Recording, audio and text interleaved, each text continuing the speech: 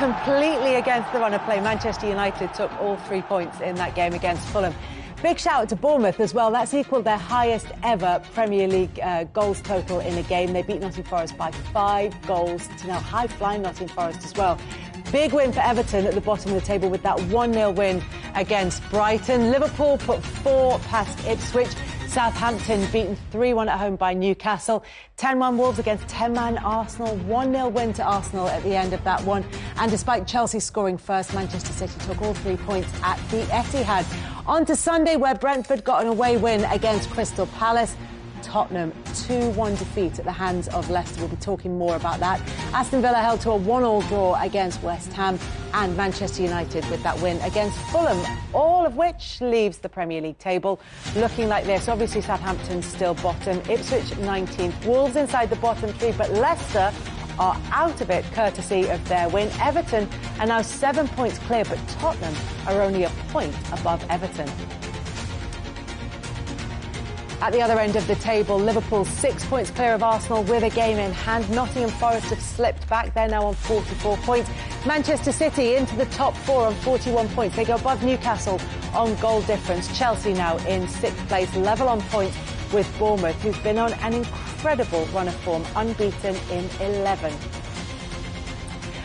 Maya Quadri and Shay Given are here in the studio to talk to us about all of this weekend's action. First question. We'll come to the whole game in a second, but how's the blood pressure at this moment? Yeah, I feel good. I feel all right now, yeah. You know, just listening to all of the discourse over the weekend, but, like, yeah, I'm fine now. Obviously, a win does calm you down a bit. But, like, yeah, it was a scrappy win? It was a scrappy win, a win that they needed, but, like, I thought it was a good performance simply because of what they came up against, went down to 10 men and still got the job done. Mentally, a good performance from us, so I was happy. Where do you think it leaves the title race then after this weekend? Because Liverpool get the comfortable win at home to Ipswich, which I think was fairly expected, and then Arsenal get that battling win against Wolves, where they will come out with a sense of injustice, but all 3 points. Yeah, but the thing is that you have to do that because Liverpool are in such control. They're playing so well. That, you know, you've seen it. Even when it's not going well, they'll take someone off the bench and they get it done. At the moment, obviously, Arsenal can't do that. But Arsenal, the only thing they can do is make sure that they stay in it and, if not winning the game, at least get a point, not lose the game. So I think, again, you know, Liverpool are in prime position and I think it's theirs to lose now. Let's start by focusing then on the league leaders. It was a 4-1 win against Ipswich. No big surprises really in the game itself, but just that sense of a very comfortable performance. Yeah, that's the problem with Arsenal chasing and a few other clubs you could argue are chasing as well, is Liverpool don't look like they're going to slip up. I mean, Brentford last week was a bit like into the 90th minute, they've dropped 2 points. Arsenal play later, they could close the gap to 2, I think it was that night, but Nunes comes off the bench, as rightly said. He's usually scored brilliantly Arne Slot this season, and everything he seems to do, he gets it right. So they're going to be very difficult. I can't see them losing 3 games between now and the end of the season, but I just hope that Arsenal keep pushing and putting the pressure on them to make a brilliant title race. Yeah, the one thing that is massively in Arsenal's favour is that they do have that game coming up against Arsenal, where it's kind of in their hands to try and turn the momentum in the title race, and that could be absolutely crucial. But in terms of Liverpool's performance yesterday, did we see the kind of full array of, like, the attacking options that they have, the different styles of attacker that they have in the side? I think that was the key thing. There's been so much said about Salah's utilisation and how much of the goal contribution he's been carrying.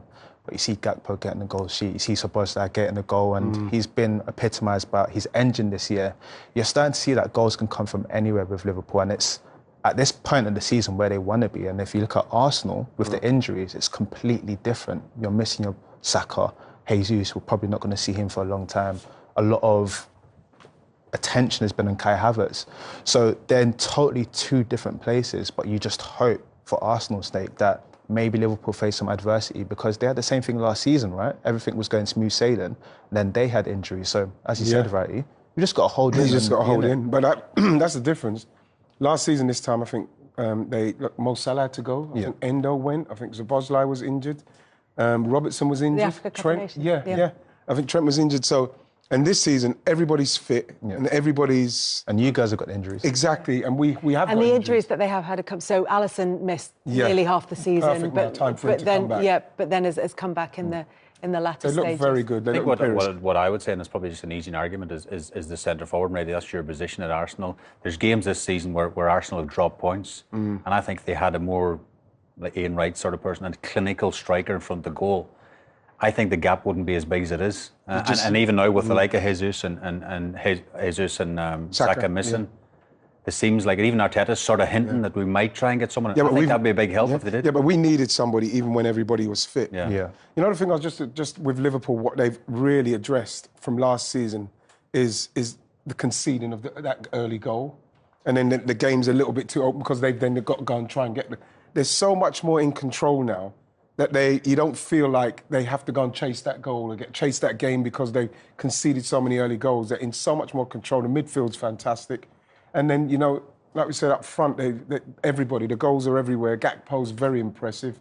You know, Mo Salah will, like he mentioned, I saw him in an interview talking about, you know, I may not play great in all the game, but I will have a moment. Yeah, you know? but this Beautiful is the thing. So he's being, the phrase I keep hearing around Mohamed Salah at the moment is a moments player. And it's almost slightly disparaging, and yet surely that's what you need in a team. If everybody else is functioning for the full 90 minutes, you can have a moment's play. Absolutely, and the thing is, I think what Mo was trying to say in that interview is like, listen, I know I don't play well for the whole 90 minutes, but like there's moments where I know I can recognise I can do something in this time, and that is all you want as a forward, especially. You know, somebody, because people constantly talking about Haaland's lack of touches, or when it was Lukaku, or Mo Salah's nowhere near this game. Then Mo Salah scores the winner and everyone says, oh, Mo's amazing. Because the good players, the top players recognise, okay, it's not going well for me, but I'm going to stay in the moment for when the moment comes.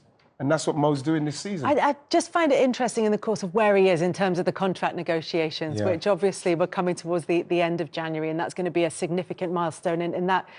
But when they're looking at him, and it happened with the very best. It happened with Messi, where he became more and more a moments player and less a 90 minutes player as his career went on. And I wonder if the hierarchy are looking at that and thinking, if those patches between the moments get longer, is that going to be an issue in the long term? That's why they're not. That's why the I deal's don't know. not going I'm just looking at just because that's where the conversation is around Mohamed Salah. Just really make a phone call or something and ask what's happening. I don't think anybody. If Liverpool are like deliberating over the fact, but he's having moments. He's getting to that stage of his life. He's that age. Maybe the moments. Should we take a chance? I'm going to take a chance. I'm going to take a chance because what's going to happen, Kels, is that Liverpool, who are in a progressive mode, they're in the ascendancy, they're going to bring better players in as well. And even if he's there, he will still have moments. It's the kind of money that I would spend. I find it really interesting because we're speaking about the title race, 6 points clear, game in hand, 10 goals on Arsenal in terms of goal difference after this win. With his numbers this season, it's working. Yeah. And I think what I have to give Slot credit for is you've got a situation where 3 of your major players are having contract disputes. Yeah, that's the thing, yeah. Beginning of January, the Trent conversation got very sour with the Madrid links. He looks like he's settled again. Van Dijk, we've not heard anything of. The Mo Salah stuff, it plays out. But he's managed to have Rock keep the ship very, very steady. Yeah. And they're in a really good position now. Like you said, I don't see them losing 3 games. If they do get injuries, the whole quartet of players come. I've seen Harvey Elliott spawn out of nowhere and play well as well. So they're in a really good position. And I think for Arsenal, you just have to keep close enough because you never know what happens in the Premier League, right? And the other thing to point out about Salah is that he's just to come back to that point is that he's gone above Thierry Henry now in terms of all-time Premier League goal scorers, and he's established. Sometimes he doesn't get the credit, Kelly, I think, as well. Yeah, I think recently someone mentioned, like even last year for the Ballon d'Or, for example, he wasn't even in the conversation. And the numbers every single year, his assists, his goals, and even we just showed the goal from the weekend. There's a defender sliding and the keeper's on an angle. If you pause it at that second when he hits it, like there's not very much to hit at all. And he makes it look so easy. And he's got the knack of scoring goals. But he's been an all-time, you know, even when he leaves Liverpool in the summer or he leaves in a couple of years, he'll go down as a great Premier League one of the greats for sure. He's just got a midfielder to jump over, and then he's up there with the rest of the strikers. But look, it's left Liverpool in a really good position, as you say. However, for Arsenal, it was so nearly extremely nervy for them. This is the football show. Let's turn our attention to another dominant performance from Liverpool. They beat Ipswich 4-1 Saturday. In the week that Arne Slot said his father was disappointed with the win over Lille, it wasn't exciting enough. Will he have been entertained by that, Stephen?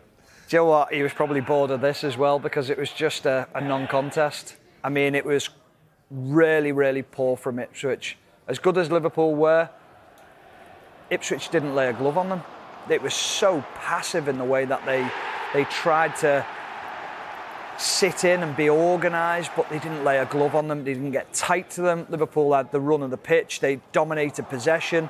It looked like every time that they went forward, they could score at will. But this looked like a team in Ipswich who turned up and felt like they'd been humiliated against Manchester City and felt that the same could happen again at Anfield.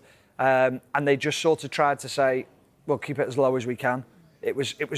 Honestly, it was such a poor performance from Ipswich. I was really disappointed, because I thought, I wonder what the response will be, and there wasn't much of a response. But Liverpool, to their credit, were very, very, very professional in what they did. Very professional, because there have been questions about their performances. You watch them a lot.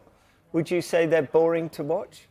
No, I understand it's different style to what Jurgen Klopp was, and it's more pragmatic in the way that they play. But there's times where it's breathtaking, where you watch the interchange of play and you go, wow, how quickly do they turn defence into attack? And I don't think it's boring. I think it's just a different style of football. And I guess if you stand on the carp, sit now, showing my age there, sit on the carp, you really don't care. You're top of the league, you're winning games convincingly. Yeah. Do you really mind? No, I think there's a difference. Because Tottenham play entertaining football. Yeah. You'd rather be... Chelsea play entertaining football. Yeah. You'd rather be Liverpool right now. I think there's a big difference in the fact of when you watched Liverpool under Jurgen Klopp, and I think there's quite a few games that I could look back on this season where I'd say they could have been down in the game had it been under Jurgen Klopp, because it would have been a little bit more gung-ho. They'd have been dragged out of positions a little bit more. So that is where there's more organisation in the team. And I think Liverpool fans have understood that in this short spell of Arne Slot since he's been in charge. Liverpool won't care. If they win the title this season under Arne Slot, they will not care. They'll be absolutely over the moon. To say that they can fight on four fronts still at this point of the season, they're over the moon with that. I think there's an element where they're looking, thinking, this is only his first season as well. So where could they go to, given his own players and kicking on, if they are to win something this season? So I think Liverpool fans are extremely excited under Arne Slot, but also as well to see his tactical versatility. He's able to adapt within games and change things, and they're only subtle changes at times, but you can spot them. Should we talk about Trent Alexander-Arnold? Why not? Is it fair to say, back to his brilliant best, should have had a goal himself, but his future still remains uncertain. How important is it that they keep hold of him until at least the end of the season? Yeah, of course. I think Liverpool want to keep hold of all three of the players that have that's been spoken about potentially going elsewhere. But what a brilliant player is with the ball at his feet, the ability to not only see a pass but then execute it to perfection. The timing, the weight of pass is outstanding. We saw his versatility obviously with Jurgen Klopp when he was coming into those central areas with England as well, where he's played in that midfield, but playing at right back, the crossing ability, the sort of just creating something out of nothing. There's not many players that can do that and produce that on a consistent basis. And I've heard a lot of people say, well, they've got Conor Bradley, so it doesn't really matter. Conor Bradley's a brilliant player that's got so much potential, but he's not Trent Alexander-Arnold, so 100% Liverpool will want to keep hold of him. Joe's really interesting. I was at the Lille game the other night, and Conor Bradley got caught out 4 or 5 times down that right-hand side, getting caught, drawn towards the ball, much like Trent does. It's the style Liverpool playing at times, and it can often not just be the defender's fault or that player's fault. It's how the system's set up at times. And I remember I was watching the game thinking, if Trent was playing tonight, they'd be all over this, saying, oh, he can't defend. Conor Bradley's young at the moment and he's still learning his trade. He has not got the quality of Trent Alexander-Arnold going. He's got great ability going forward and he's a different type of attacking threat. But Trent's ability to pass a ball it's outrageous. Yeah, it is. It's De Bruyne, Beckham, Gerrard, Scholes all rolled into one. I mean, you're talking about arguably, I'd say one of the best passers, if not the best passer of a ball in the world.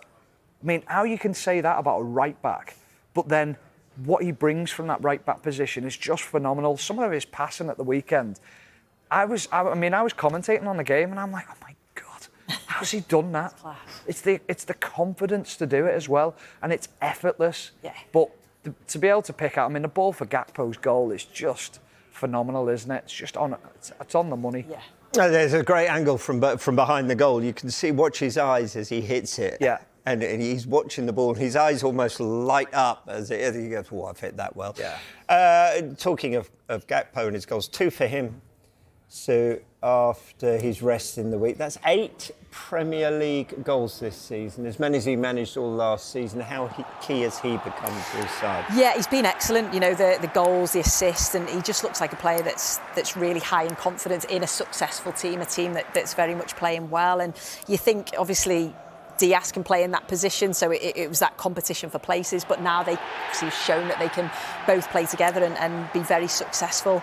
He certainly had a good Euros, but I've always thought that he's a brilliant player, not just this season. You just feel he's obviously adding the goals this season. But yeah, intelligent footballer, good finisher, settled in really well, and yeah, I just think the team are playing very well, and he's certainly one of those individual players that you can certainly highlight. He's having a good season. Salah, Mane, Firmino.